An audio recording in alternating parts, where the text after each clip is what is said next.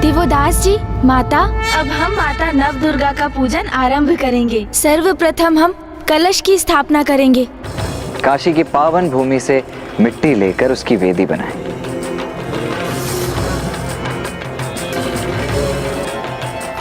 और उसमें जौ रोपकर उस पर स्वर्ण, तांबे अथवा मिट्टी का ही कलश स्थापित करें।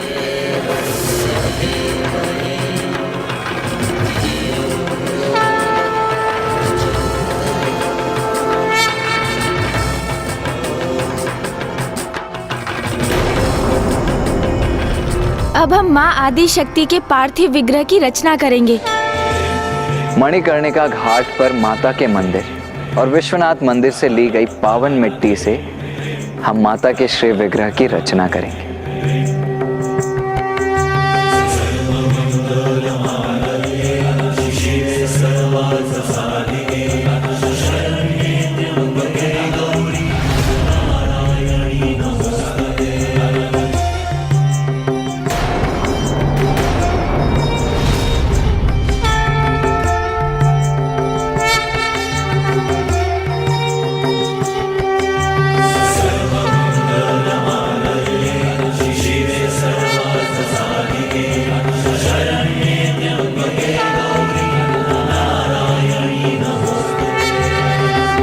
अब अन्य सभी तैयारियां होने के पश्चात हम सर्वप्रथम पूज्य गणेश जी की पूजा करेंगे।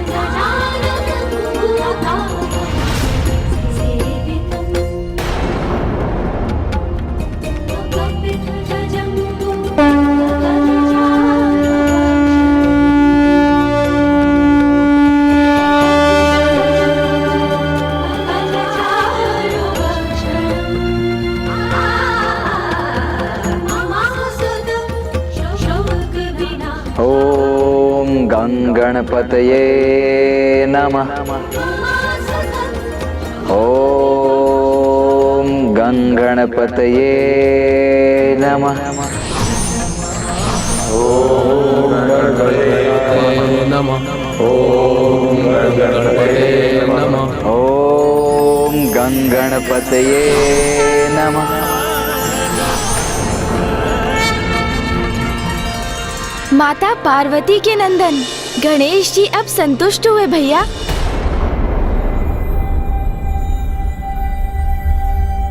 गणेश जी संतुष्ट हो गए? ये आपको कैसे ज्ञात हुआ?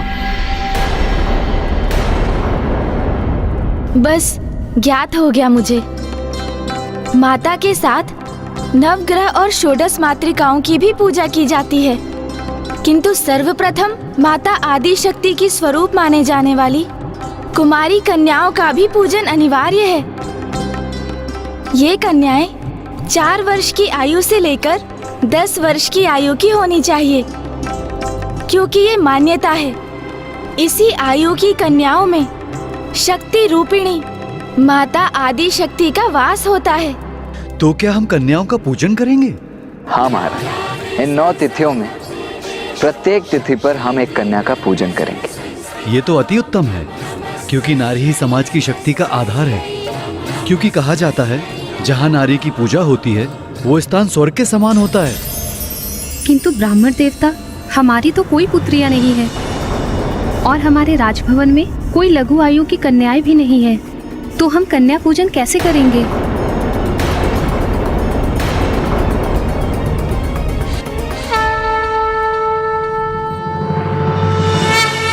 माता, हमें आशीर्वाद दीजिए कि हम नवरात्रि की प्रथम तिथि पर किशोरी पूजन करने में समर्थ हों। अवश्य पुत्र।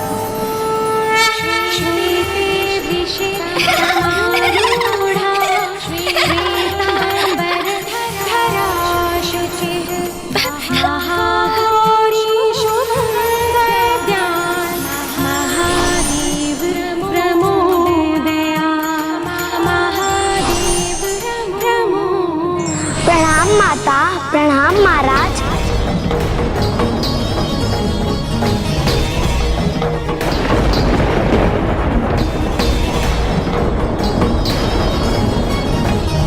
प्रणाम ब्राह्मण देवगण। प्रणाम माता।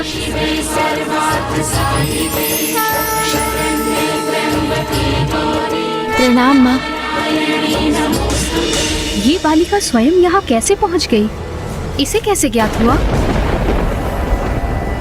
बस मुझे ज्ञात हो गया। यही तो माता की लीला है। उन्होंने अपने पूजन के लिए स्वयं ही सारी व्यवस्था कर ली। अब कौमारी पूजन आरंभ करने का समय आ गया है।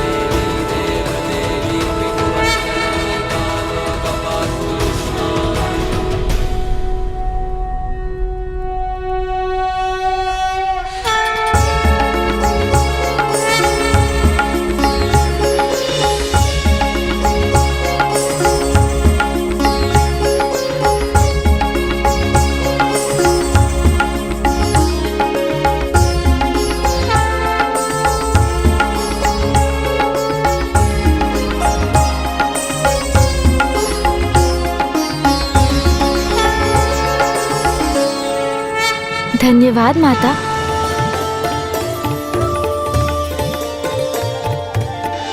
गुणेश जी, नवरात्रि की प्रथम तिथि पर अब मैं माता के 9 रूपों की कथा सुनने के लिए अति उत्सुक हो रहा हूँ।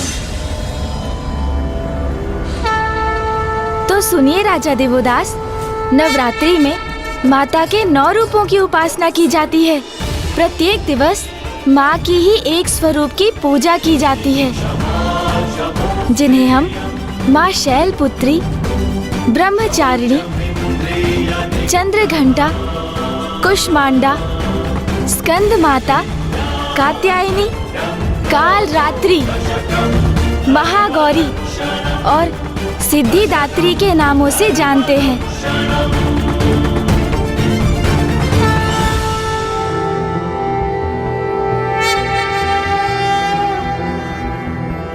प्रथमं शैलपुत्री च द्वितीयं ब्रह्मचारिणी तृतीयं चन्द्रघण्टेति कूष्माण्डेति चतुर्थकं पञ्चमं स्कन्दमातेति षष्ठं कात्यायनीति च सप्तमं कालरात्रीति महागौरीति चाष्टमं नवमं सिद्धिदात्री च नवदुर्गाः प्रकीर्तिताः।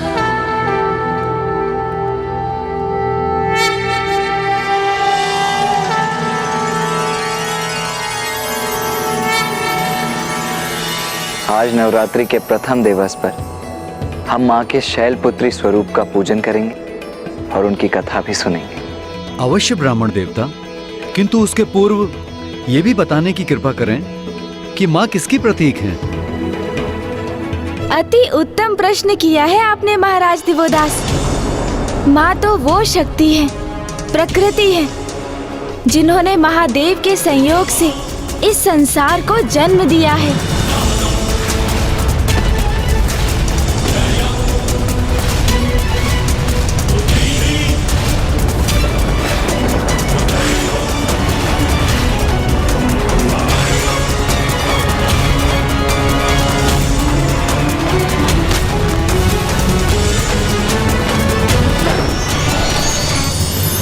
परिस्थिति के अनुसार माँ ही महादेव के रौद्र रूप को जागृत करती हैं और फिर वो ही उनको उनके रौद्र रूप से शिव में परिवर्तित करती हैं। अर्थात ये समझने के लिए अब मैं आपको माता के प्रथम रूप माँ शैलपुत्री की कथा सुनाऊंगा, क्योंकि कोई भी व्रत और पूजन तभी पूर्ण होते हैं जब उनके पीछे की कथा का स्मरण किया जाए। क्योंकि अब हम नवरात्रि में हैं, माँ के 9 रूपों की पूजा कर रहे हैं, तो हमें ये ज्ञात करना अति आवश्यक होगा कि माँ के 9 रूपों में प्रथम रूप माँ शैलपुत्री का आविर्भाव कैसे हुआ। तो ये कथा तब आरंभ हुई जब माता प्रजापति दक्ष की पुत्री थी और वो देवी सती रूप में प्रकट भी हुई थी और वो महादेव की पत्नी भी बनी थी।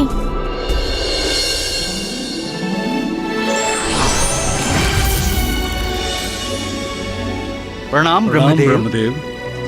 प्रणाम नारायण।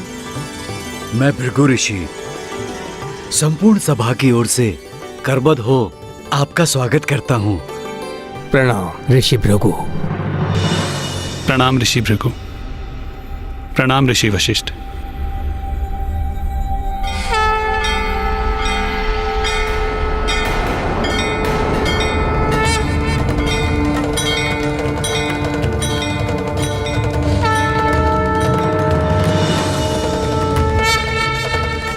मैं तो मना रहा था कि महादेव यहाँ ना आए, किंतु उसके विपरीत हो गया।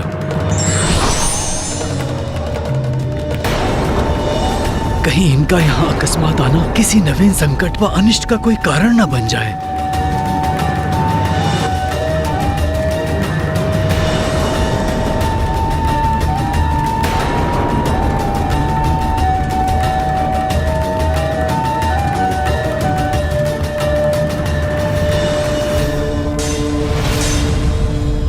महादेव के साक्षात दर्शन पाकर हम तो धन्य हो गए। ऋषि वशिष्ठ, आपने हमें इस विशिष्ट ज्ञान सभा में आमंत्रित किया, ये तो हमारे लिए बहुत सम्मान की बात है।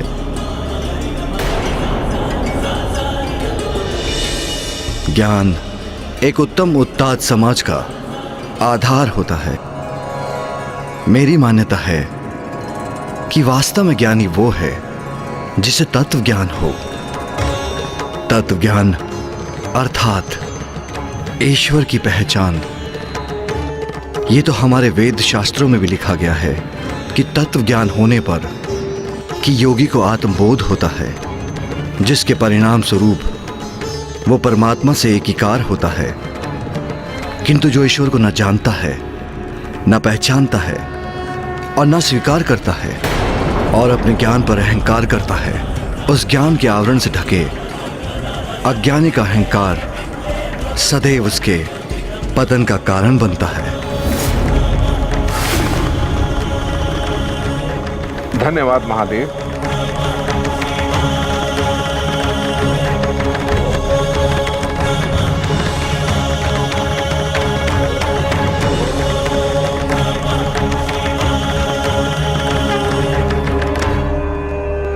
महादेव ने आज की सभा का विषय तो निर्धारित कर ही दिया है और वो है तत्व ज्ञान। ब्रह्मदेव, आप भी इस पर प्रकाश डालने की कृपा करें। प्रजापति दक्ष, जिन्हें ब्रह्मदेव ने ब्रह्मांड के अधिपति के पद पर स्थापित किया है, पधार रहे हैं।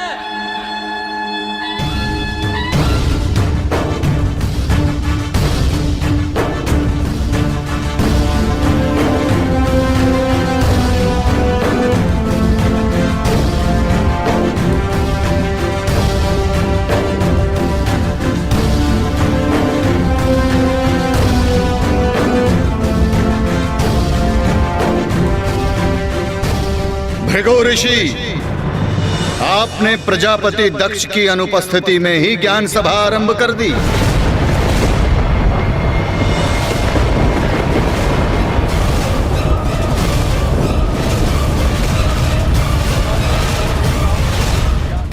कदाचित भूलवश आपने मुझे इस ज्ञान सभा में आमंत्रित कर दिया, जहां मुझे नहीं आना चाहिए था। ऋषिवर, ये क्या कह रहे हैं प्रजापति दक्ष?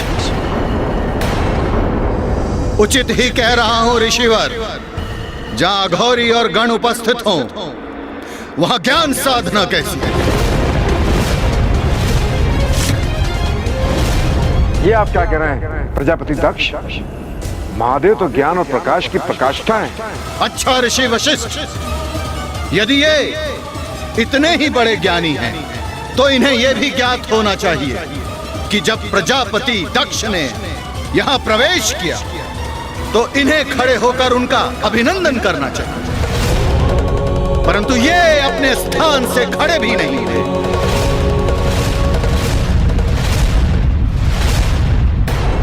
दक्ष, अपने स्थान से उठा तो मैं भी नहीं हूं, और मैं भी अपने ही स्थान पर स्थित रहा। ब्रह्मदेव, आप मेरे पिताश्री हैं। यदि आप मेरे सम्मान में खड़े नहीं हुए तो ये अनुचित नहीं। और नारायण, नारायण तो मेरे आराध्य हैं, उनका सम्मान करना मेरा कर्तव्य है, परंतु इन अघोरी का नहीं। तो फिर महादेव भी तो तुम्हारे ही जमाता हैं। उस दुर्भाग्यपूर्ण सत्य का स्मरण मुझे मत कराइए पिताश्री। ये मेरे पुत्री के पति अवश्य हो सकते हैं, परंतु मैंने इन्हें कभी अपने जमाता के रूप में स्वीकार नहीं किया। छलपूर्वक मेरे परिवार में प्रवेश कर मेरे पुत्री से विवाह किया, तो क्या ये मुझसे समानता के अधिकारी हैं? कदापि नहीं।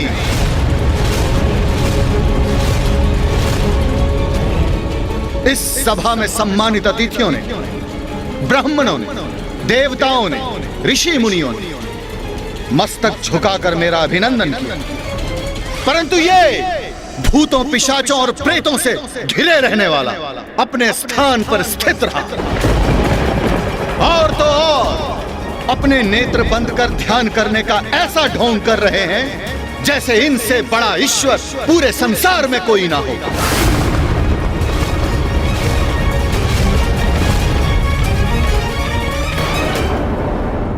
ए अघोरी, अपने नेत्र खोलिए, उठिए और मुझे प्रणाम कीजिए।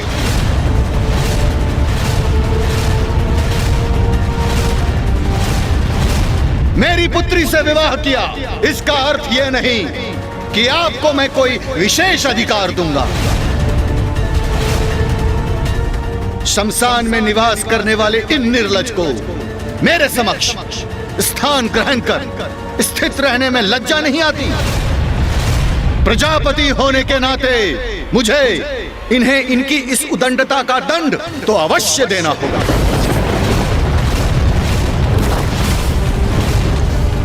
दक्ष, नहीं पिताश्री, आज मैं कोई हस्तक्षेप स्वीकार नहीं करूंगा। आज इन्होंने अपनी उदंडता से मेरा ही नहीं, पूरे धर्म का अपमान किया है।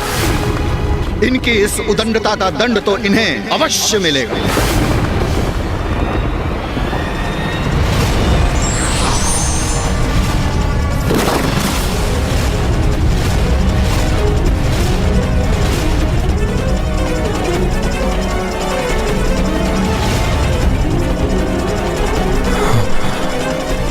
ये श्राप के भागी हैं। मैं इन कुलहीन, कुसंस्कारी, दुष्ट प्रवृत्तिधारी शमशान में निवास करने वाले को श्राप देता हूँ, श्राप देता हूँ। देवताओं के साथ प्राप्त होने वाले यज्ञ के भविष्य के भाग से भी ये वंचित रहेंगे। प्राप्त होने वाले यज्ञ के भविष्य के भाग से भी ये वंचित रहेंगे।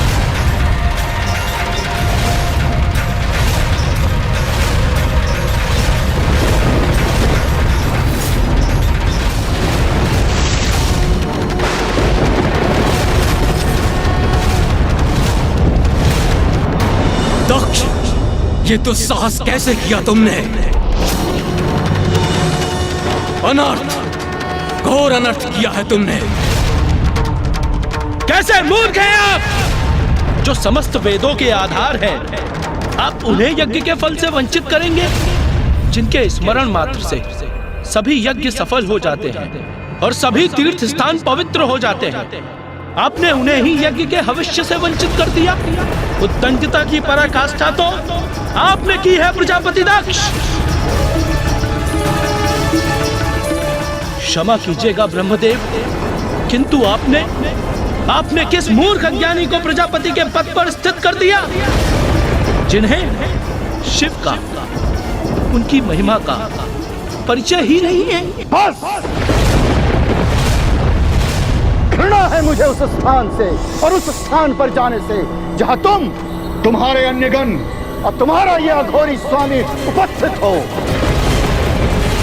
जैसे स्वामी है वैसे ही उसके गण अभद्र, असभ्य, अहंकारी हैं। जाओ, मैं तुम सभी को श्राप देता हूं। तुम सभी वेद से बहिष्कृत रहोगे।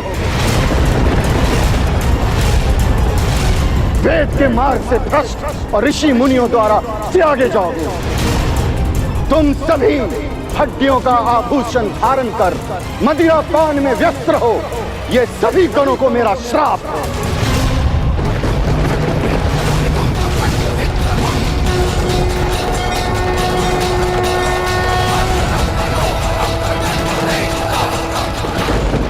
ये तीव्र वायु प्रवाह, ये प्रचंड ध्वनि, ऐसा अंधकार, ये सब क्या हो रहा है?